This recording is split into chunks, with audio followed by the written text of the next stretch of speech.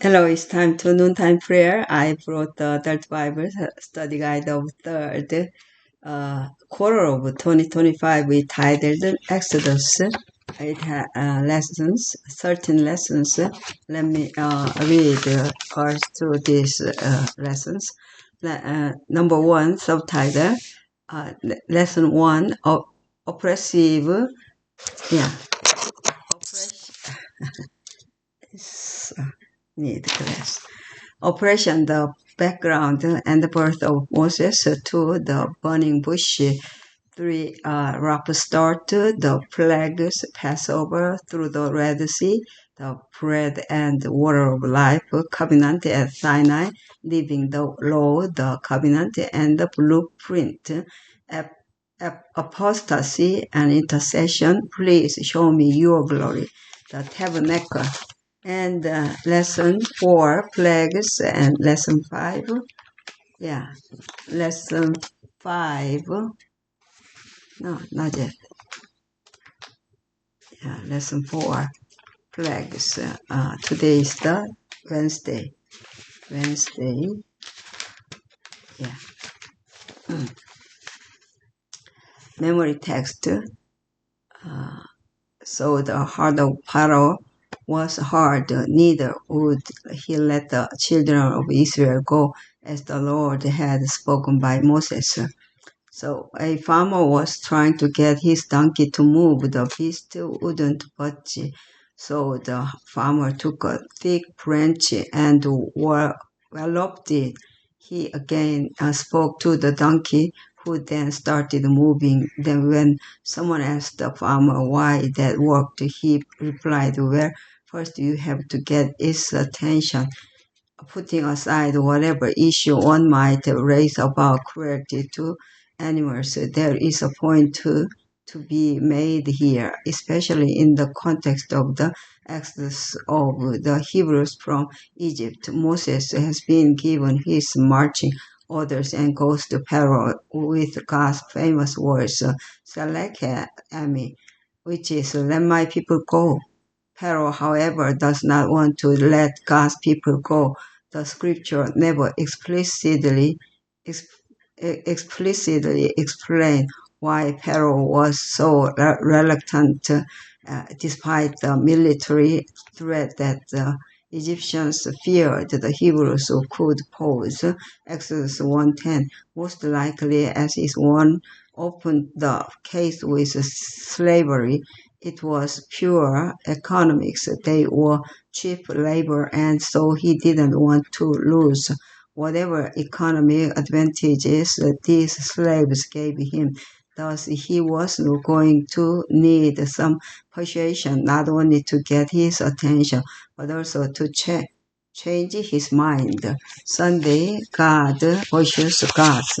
How can we allow the Lord to have sovereignty over any of the gods seeking supremacy in our lives?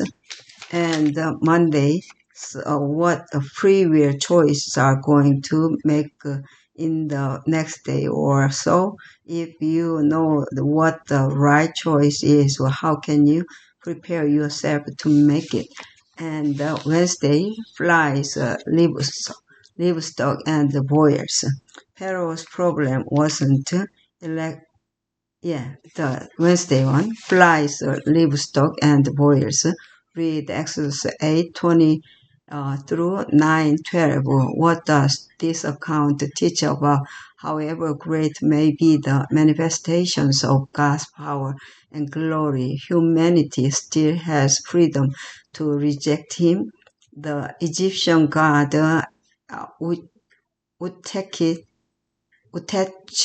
was the fly god and of swamps and marshes, the god Khepri of the rising sun creation and rebirth, was depicted with the head of a scrap beater.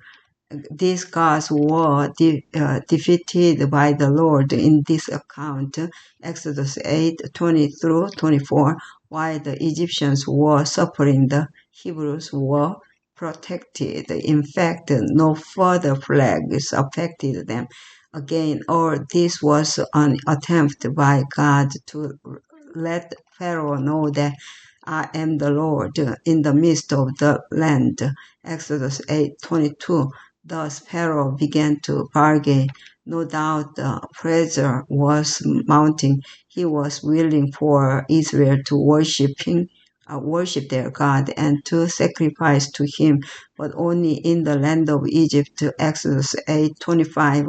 His conditions could not be met because some of the animals were considered sacred in Egypt, and sacrificing them would have caused violence against the Hebrews. Also, this was not God's plan for Israel. Meanwhile, the next plague, Exodus 9:1-7, falls on the livestock Hathor, the Egyptian goddess of love and protection, was depicted with the head of a cow. A bull god, Apis, was also very popular and highly regarded in ancient Egypt. Thus, in this fifth plague, additional principal deities were defeated when the Egyptians' livestock died. In the sixth plague, Exodus 9:8-12, the total defeat of Isis, the goddess of medicine, magic, and wisdom, is made manifest. We also see the defeat of such deities as Sekhmet, goddess of war and epidemics, and Imhotep, god of medicine and healing. They are unable to protect their own worshippers. Ironically, now even the magicians and sorcerers are so afflicted that they cannot appear in court, which shows that they are helpless against the creator of heaven and earth. For the first time in the story about the 10 plagues, a text says that the Lord hardened Pharaoh's heart. Exodus 9:12. However confusing this phrase might be when understood in the full context, it reveals again that the Lord will let us reap the consequences of our own continual rejection of Him. Pharaoh's problem wasn't intellectual. He had enough rational evidence to make the right choice. Instead, it was a problem of his heart. What should this tell us about why we must guard our hearts? And Thursday, hail, locusts, and darkness. Read Exodus 9:13 through chapter 10:29. How successful are these plagues in getting Pharaoh to change his mind? Not was the Egyptian goddess of the sky and the heavens, and was often depicted as controlling what happened under the sky and on the earth. Osiris was the god of crops and fertility in the Bible. Hail is often associated with God's judgment. Isaiah 28:2-17, Ezekiel 13:11-13. During this plague, those who hide their property in a safe shelter will be protected. Exodus 9:20-21. Everyone is now tested. Will they or will they not believe God's word and act accordingly? God announced that His purpose in letting Pharaoh live is for the whole earth to know Him. Exodus 9:16. The king of Egypt now confesses that he has sinned, but later he changes his mind. The Egyptian god of storm, war, and disorder was called Seth. Together with Isis, they were considered agricultural deities. Su was a god of the atmosphere. Serapis personified divine majesty, fertility, healing, and afterlife. Not one of the Egyptian gods could stop God's judgments. Exodus 10, 4 through 20, because idols are nothing. Isaiah 44, 9, 10, 12 through 17.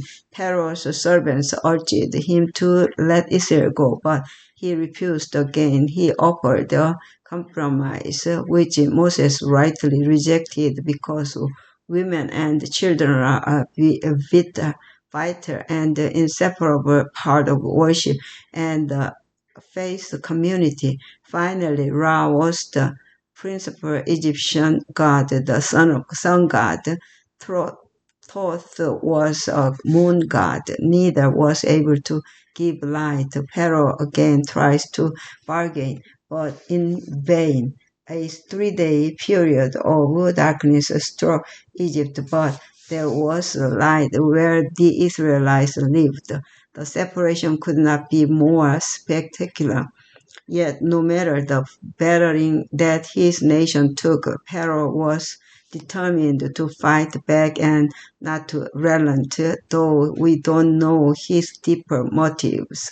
At some point, it could have become purely a pride thing, no matter how powerful the evidence, no matter how obvious it was what was happening. Even his own servants declared, "How long shall this man be a snare to us?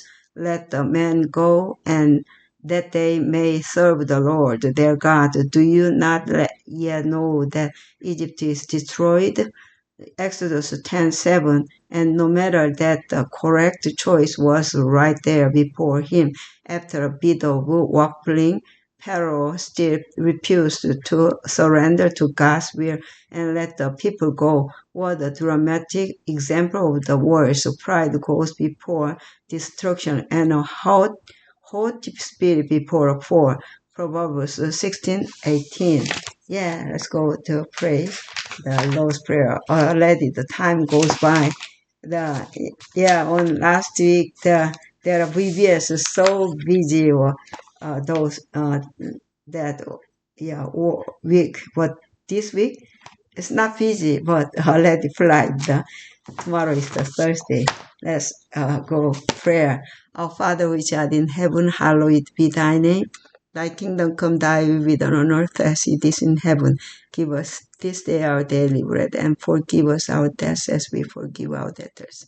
And lead us not into temptation, but deliver us from evil. For thine is the kingdom, and the power, and the glory, forever and ever. Amen, amen, amen. Yeah, see you soon. I put on from last week, this week, reading the Proverbs, reading the Psalm on 2 weeks ago, since 2 weeks, and then from the day before day, I started reading the book of Proverbs. That's the really good reading, and then good the spiritually God gives us wisdom, our own through our own experience. So we're gonna read the Bible, but the